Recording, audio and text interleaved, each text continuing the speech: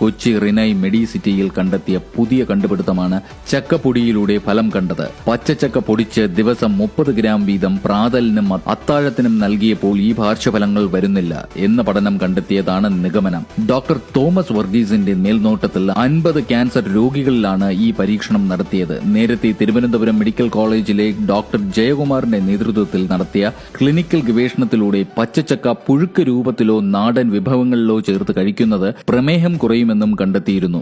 ഇതിൽ പ്രധാന പങ്കുവഹിച്ചത് മൈക്രോസോഫ്റ്റിന്റെ മുൻ ഡയറക്ടർ കൂടിയായ ജെയിംസ് ജോസഫ് ആയിരുന്നു. അദ്ദേഹം തന്നെയാണ് ഇപ്പോഴും പരീക്ഷണത്തിന് മുന്നിട്ടിറങ്ങിയത്. കീമോതെറാപ്പിയുടെ പാർശ്വഫലങ്ങൾ എങ്ങനെയാണ് ചക്കയിലൂടെ മാറുന്നത്? പച്ചച്ചക്കയിലെ പെക്റ്റിൻ എന്ന ഘടകമാണ് കീമോതെറാപ്പിയുടെ പാർശ്വഫലങ്ങൾ തടയുന്നതെന്ന് പഠനങ്ങൾ പറയുന്നു. പഴങ്ങളിൽ നിന്നും വേർതിരിച്ചെടുക്കുന്ന രാസപദാർത്ഥമായ പെക്റ്റിന്റെ സമൃദ്ധമായ സ്രോതസ്സാണ് ചക്ക. ദ്രവമിശ്രിതം കുറുക്ക് രൂപത്തിലാക്കി ജാം, ജെല്ലി തുടങ്ങിയവ തയ്യാറാക്കുന്നതാണ് സാധാരണയായി പെക്റ്റിൻ ഉപയോഗിക്കുന്നത്.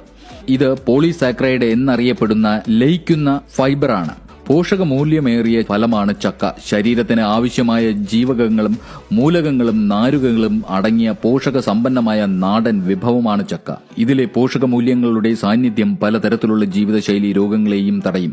ഭക്ഷ്യയോഗ്യമായ ചുളയിൽ ഏതാണ്ട് 74% വെള്ളമാണ്, 23% അന്നജം, 2% പ്രോട്ടീൻ, 1% കൊഴുപ്പ്. 100 ഗ്രാം ചക്ക ഏതാണ്ട് 95 കിലോ കലോറി ഊർജം സമ്മാനിക്കും. ഇതുകൂടാതെ വിറ്റാമിനുകൾ, സോഡിയം, പൊട്ടാസ്യം തുടങ്ങിയ മൂലകങ്ങൾ, കാൽഷ്യം, ഇരുമ്പ്, ഫോസ്ഫറസ് തുടങ്ങിയ ധാതുക്കൾ എന്നിവയുടെയും സാന്നിധ്യമുണ്ട്. കൊച്ചി റിനൈ മെഡിക്കൽ സിറ്റിയിൽ കണ്ടെത്തിയ ഈ പുതിയ കണ്ടുപിടുത്തം ശരിയാകട്ടെ എന്നും ഇനിയും പല ക്യാൻസർ രോഗികൾക്കും ഈ കണ്ടുപിടുത്തം ഫലം കാണട്ടെ എന്നും നമുക്ക് പ്രാർത്ഥിക്കാം. ഈ കണ്ടെത്തൽ 100% രോഗികൾക്കും ഫലപ്രദമെന്ന് തെളിഞ്ഞാൽ ഇതൊരു ചരിത്ര നേട്ടം തന്നെയായിരിക്കും. കീമോതെറാപ്പിയിൽ നിന്നും വേദന അനുഭവിക്കുന്ന ഓരോ ക്യാൻസർ രോഗിക്കും ഇത് ഒരു വലിയ ആശ്വാസം തന്നെയായിരിക്കും. ഈ വിലപ്പെട്ട അറിവ് നിങ്ങളുടെ സുഹൃത്തുക്കൾക്കും പ്രയോജനപ്പെടട്ടെ. ഈ വീഡിയോ ഷെയർ ചെയ്യൂ.